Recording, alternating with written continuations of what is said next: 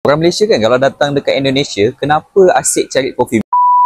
Korang tahu tak, ada satu perfume ni yang memang betul-betul underrated yang korang wajib cuba. Kalau dekat Malaysia, kita ada Lalaport kan. Kalau dekat Indonesia ni, korang wajib try Asta District 8 Mall ni. Sumpah aku rasa tenang gila dekat sini, tak ramai orang.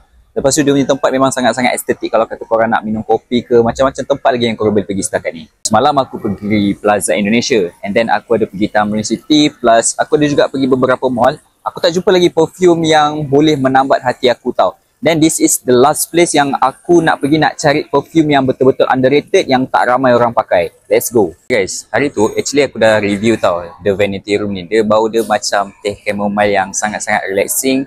Plus aku suka lah sebab bau dia comfort, dia tak terlampau loud sangat. Inilah kedai yang aku cakap underrated tu. Korang wajib cuba, Sense of Pluto. Mana yang top 3 yang ramai orang beli? Top 3 ni.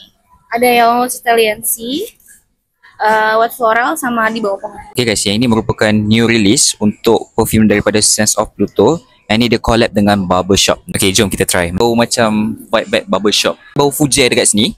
Sedap bau dia. Ini berapa harganya? Kalau ini 259. 259. Sekarang ni wife aku dia suka yang ini, which is White Floral Bouquet. They deserve my money. This one is for my wife. This one Sense of Pluto. Macam mana bau perfume ni? Nanti aku akan review untuk korang. Stay tuned.